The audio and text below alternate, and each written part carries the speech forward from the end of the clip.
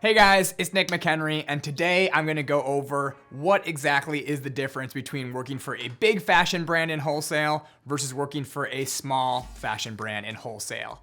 Let's get into it. So in my career, I was super fortunate to have worked for several different brands. I actually, in my 20s, jumped around a lot. I spent about 1 year at every brand I worked for, which is a whole nother topic of whether you should do that or should not. But one of the best things that came out from it is I got to experience tons of different companies in tons of different scenarios to learn a lot of the differences between them. So I worked for brands that had basically zero US distribution, maybe 1, 2, 3 stores that carried the brand. They maybe had international distribution, but very little US distribution. And I worked for some of the biggest brands on earth like Giorgio Armani that had been in the US at wholesale for decades, that had all department stores sold the brand. They were some of the most known brands in the world and got to experience what a big corporate company and working in wholesale was like for them. So in this video, I want to break down exactly what those experiences were like. So if you're just getting into wholesale, or if you work on one or either side of the spectrum, you can get a vantage point into exactly what working for both types of these brands means. What exactly is the day-to-day of these jobs and how are they different?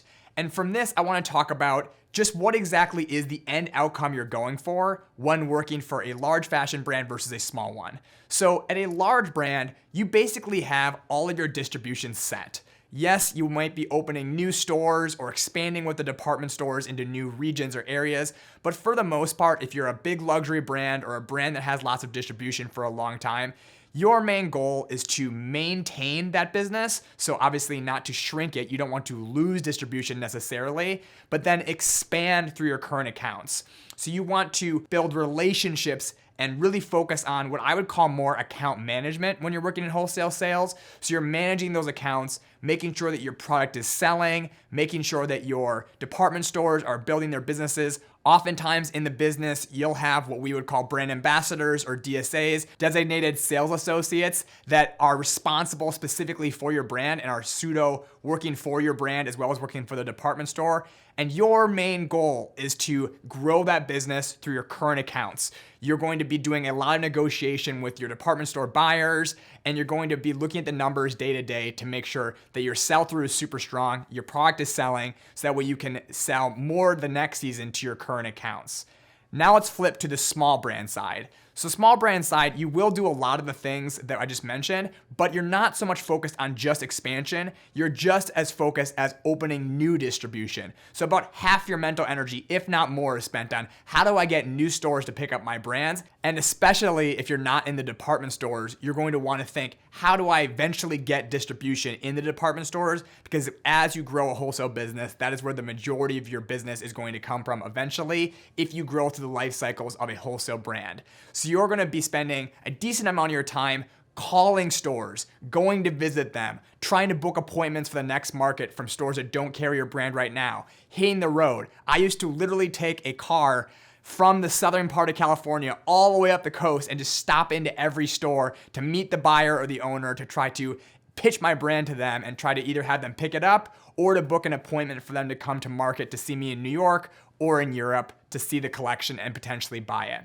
So you're going to be doing that, but you're also going to be analyzing the numbers with your current distribution, because if you're not succeeding at your current stores, there's very low likelihood you're going to get new stores to pick you up. So you're going to want to make sure your sell-through is strong, make sure that they're succeeding with it, and potentially even telling some of their fellow stores about your brand to pick it up and expand distribution that way. So that's a big major difference. For a big brand, you're going to be just maintaining the business. And for a small brand, you're going to be both maintaining and getting new distribution on a daily basis.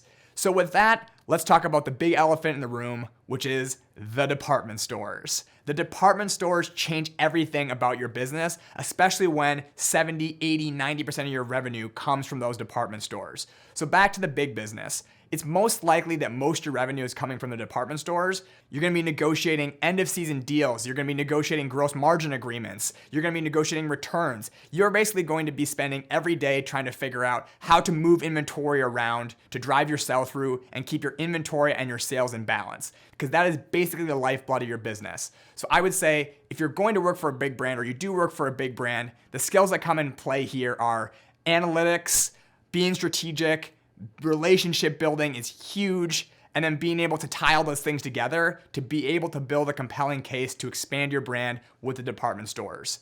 So let's go to the very small side where you have no department store business. If you have absolutely no department store business, the skills that are going to come in handy are salesmanship, tenacity, go-gettedness,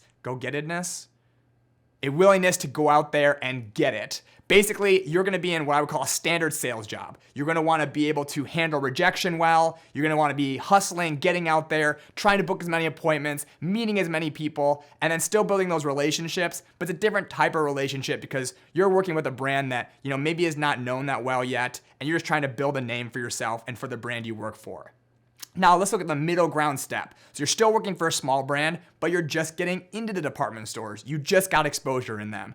Compared to a big brand where you're going to be negotiating agreements, opening concessions, which are spaces owned by the brand that are in the department stores themselves, you're not in that scenario. You might have like a T-bar or be in a couple different stores as a test, but you're going to want to make sure that you are driving sales and success literally hand-to-hand combat. So especially if you're in the luxury realm, your lifeblood is going to be on how well your sell-through is at those couple doors, because the department stores will definitely not expand with you. Now with that, the arbiters in department stores in luxury fashion and wholesale are the salespeople on the floor themselves. They hold the relationship with the customer, and most likely if you're just getting into the department stores, customers are not coming in asking for your brand. They're not saying, hey, where is this? I need to get it. They're coming in and they're going to be sold it by somebody. So you need to be in those stores, building relationships with the salespeople on the floor. So really they fall in love with your product. They fall in love with the brand and they want to suggest it to customers when they're looking for a pair of black jeans or a leather jacket or a suit or a dress or anything. You want to be in stores building those relationships so that way they then recommend it to those customers. You're also going to want to be building the relationships with the buyers in the corporate office to make sure that they are going to bat for you to be able to expand your brand through the stores. But once again, you're still going to have the element of opening specialty distribution because you're just getting started in department stores. So you can't rely on that alone. You're still going to be juggling lots of different plates. So the final thing that I want to touch on is really just, I think this applies to every big brand versus small brand. I've always said it's super clear when you get into the industry, whether you love working for big companies and big brands or love working for small brands. I don't think there's that many people. Of course there are, but it's kind of an anomaly in my opinion that equally love working for big corporate brands as well as small brands. Me, for instance, I loved working for small brands. I didn't really love working for big brands because of what I'm about to say. Big brands, I think every big company is for people that like structure. They like the day to be sort of the same every single day, and there's just, well, for lack of a better word, structure. You have lots of red tape, so you have levels and levels and levels of management that you need to get approvals for. You want to make sure your boss looks good and is telling HR about you and that you want to, rise through the ranks that way. And then everything that you want to be doing is, as a team with your department, you want to be suggesting it to the VP of your department, and hopefully they, take that idea and they run with it. So because of that, things take a lot longer. There's a lot more meetings and reporting that you need to build your case. And there's lots of players involved. So you might have somebody that's writing your orders for you, somebody who's checking your orders, somebody who's doing your shipping, somebody who's doing your IT. I had a friend once that left a big brand and called me a week after starting at a small brand and asked me, hey, my computer broke. What do I do with this? Who do I call? And the company was like 3 or 4 people big. And my answer was, you fix it or you call Microsoft. This is on you now.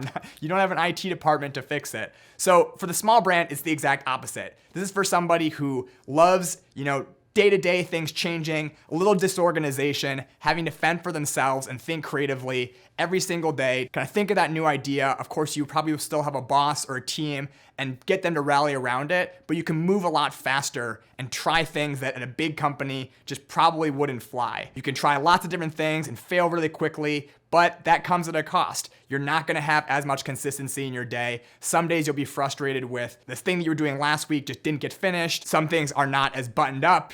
Italy or production might be late. You might be missing a big order and you need to track it down. And frankly, you just need to learn a lot of skills that you didn't know. You need to learn, how to do EDI, how to manage shipping, make sure things are moving in supply chain and time. There's just a lot more you need to do. So you're not going to have this, role. If you love analytics, you're not just going to be going to work every day and doing analytics. That's sort of an overview of my experience working for big fashion wholesale brands and small fashion wholesale brands. I hope that if you're just starting in the industry, you get something out of this in terms of understanding the differences and what to think about, whether you should be working for a small brand or a big brand.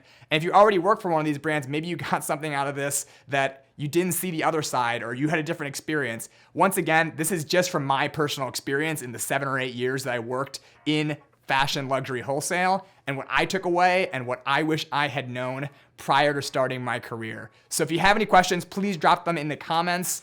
Otherwise, have a fantastic day. We'll catch you next time.